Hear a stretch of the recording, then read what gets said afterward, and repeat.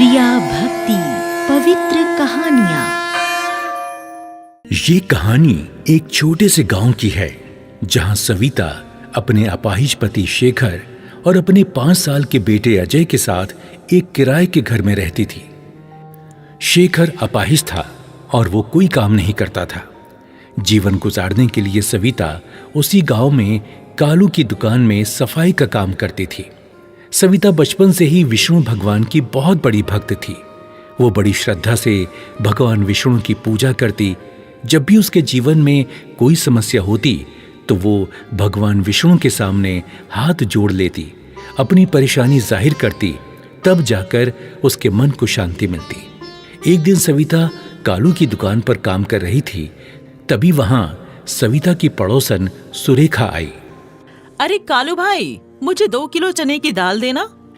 अरे सुनो सविता बहन, क्या तुम सुरेखा बहन को दाल तोल कर दे सकती हो? मैं थोड़ा कल के माल का हिसाब किताब कर लूं। जी मालिक, अभी देती हूँ। सविता सुरेखा को दाल तोल कर दे देती है। क्या सविता, तुम्हारे कैसे दिन आ गए ना कि तुम्हें एक मामूली सी दुकान में सफाई का काम करना पड़ रहा है। यहाँ काम करने के तुम्हें 50 या 60 रुपए से ज्यादा तो मिलते नहीं होंगे, है ना? सुरेखा बहन, मुझे अपने विष्णु भगवान पर पूरा भरोसा है और जो काम मैं यहाँ करती हूँ उससे मुझे कोई आपत्ति नहीं है। और हाँ, वैसे भी मुझे इतने पैसे तो मिल ही जाते हैं कि मैं अपने परिवार के लिए 2 समय के भोजन की व्यवस्था कर सकूं। हाँ हाँ, चल ये ले, अब पैसे काट दे दाल के। और हाँ, ध्यान से, 500 रुपए का नोट है। तूने पहली बार ही देखा होगा ना ये 500 रुपए का नोट। देख ले अच्छी तरह से, ऐसे ही होता है 500 का नोट, गरीब कहीं की।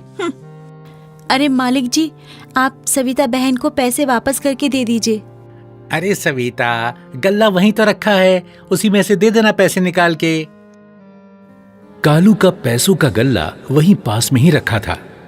सविता जैसे ही गल्ले से पैसे निकालने लगी, तभी सुरेखा ने पीछे रखी एक चॉकलेट सविता से मांग ली। सविता ने जैसे ही पीछे मुड़कर देखा, तभी सुरेखा ने अपना हाथ डालकर कालू के गल्ले से नोटों का बंडल निकाला और जल्दी से अपनी साड़ी के पल्लू में छिपा दिया। ये लीजिए सुरेखा बहन। सविता ने सुरेखा को बाकी के पैसे और चॉकलेट दी और उसके बाद सुरेखा वहां से निकलकर पास में ही दीवार की आड़ में छुप गई। अब आएगा मजा। बड़ी बातें बना रही थी ना, अब देख मैं तुझे कैसे चोरी के इल्जाम में फंसाकर इस दुकान से हमेशा हमेशा के लिए निकलवाती हूँ। फिर देखती हूँ कि कैसे तू अपने परिवार का पेट भरती है। तभी कालू अपने गल्ले के पास आया और गल्ले में जब पैसे गायब देखे तो वो जोर से चिल्लाने लगा। कालू की आवाज सुनकर सुरेखा भी वहां आ गई। अरे क्या हुआ कालू भैया, आप इतनी जोर से चिल्ला क्यों रहे हो? अरे मैं सविता बहन, गल्ले में पैसे रखे थे, न जाने कहाँ चले गए। अभी तो मैंने 10,000 रुपए के नोटों का बंडल रखा था इसमें, अब वो पैसे कहीं दिख नहीं रहे। मालिक, मुझे नहीं पता, मैंने तो केवल सुरेखा बहन को उस गल्ले से छुट्टे पैसे दिए थे। मैंने पैसे नहीं निकाले गल्ले से। अरे तूने नहीं निकाले तो कहाँ चले गए? तेरे सिवा भी कोई आया भी तो नहीं है गल्ले के पास। सीधी तरीके से पैसे निकाल दे सविता बहन। अरे कालू भाई, इस तरह की गरीब औरतों को मैं बहुत अच्छे से जानती हूँ। ये पहले दुकान में काम करने के इरादे से अंदर घुसती हैं और फिर धीरे धीरे करके चोरी करना शुरू कर देती हैं।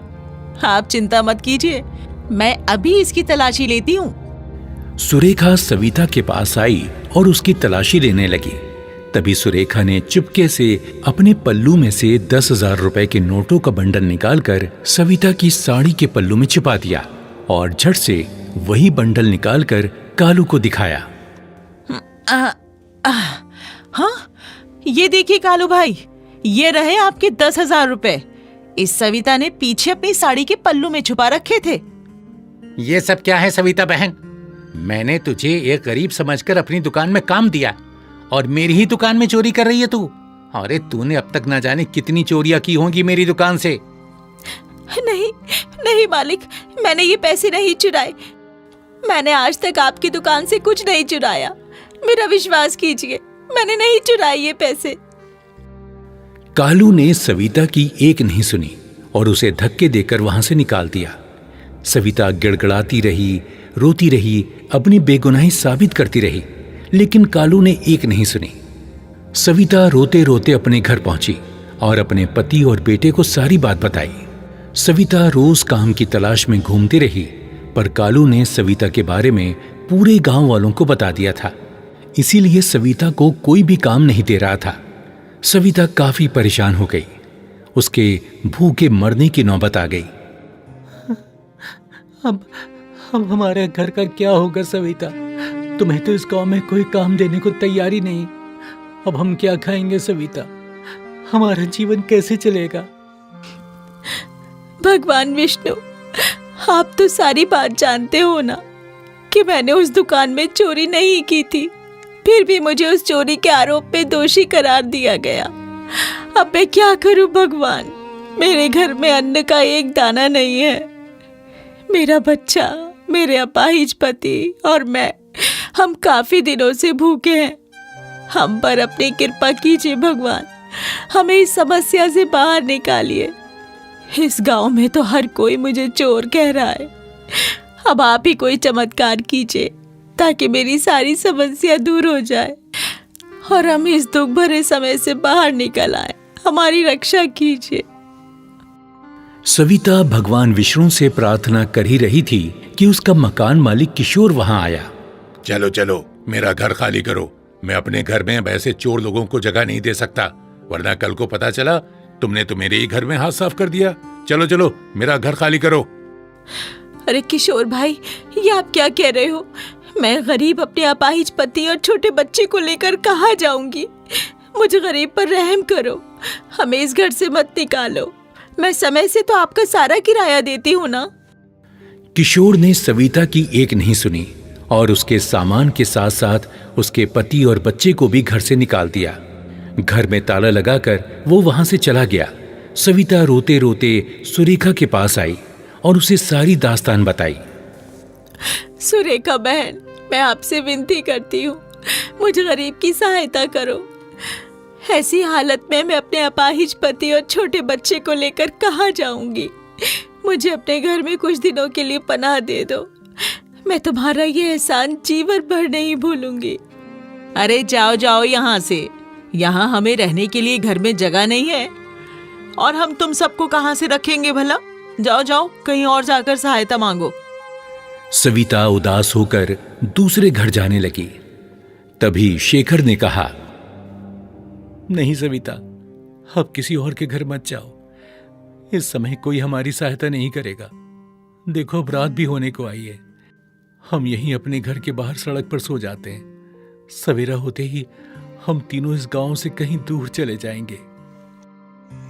रात को वो तीनों वहीं घर के बाहर सड़क पर सो गए। तभी सविता के सपने में भगवान विष्णु जी ने दर्शन दिए। सविता, मेरी पुत्री, अब तुम्हें चिंता करने की कोई आवश्यकता नहीं। इस गांव के बाहर एक दरिया है। कल सुबह अपने बेटे और पति को लेकर उस दरिया के पास जाना। वहां पर तुम्हें एक सुंदर सा घर दिखाई देगा।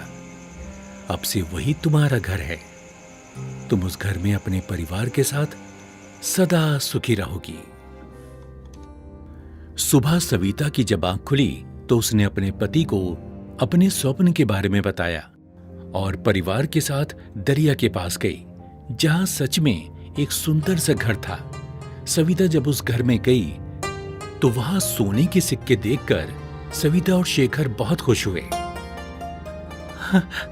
अरे अरे सविता, यहाँ देखो, कितना सारा खजाना, ये सोने के सिक्के। हाँ, ये हमारे भगवान विष्णु जी की कृपा है। देखिए, उन्होंने मेरी प्रार्थना सुन ली और हमें आशीर्वाद के रूप में इतना सब दे दिया। सविता और शेखर ने भगवान विष्णु जी की पूरी श्रद्धा से पूजा की और उस घर में खुशी खुशी रहने लगे। एक दिन शेखर दरिया के पास बैठा सोने के सिक्के गिन रहा था कि तभी वहां कुछ डाकू आ गए। वो शेखर के पास इतने सोने के सिक्के देखकर हक्का बक्का रह गए। शेखर ने डाकुओं को देखकर वो सोने के सिक्के उठाए और तेजी से अपने घर की तरफ भागा। वो सारे डाकू भी शेखर के पीछे पीछे भागे। तभी शेखर तेजी से घर में घुस गया और जोर जोर से हाँफने लगा। इधर सारे डाकू हैरान हो गए कि आखिर शेखर गया कहाँ, क्योंकि वो घर केवल सविता और उसके परिवार वालों को ही दिखाई देता था और किसी को नहीं।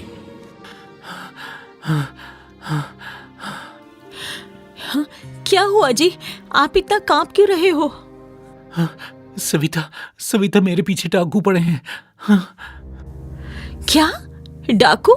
कहाँ है डाकू?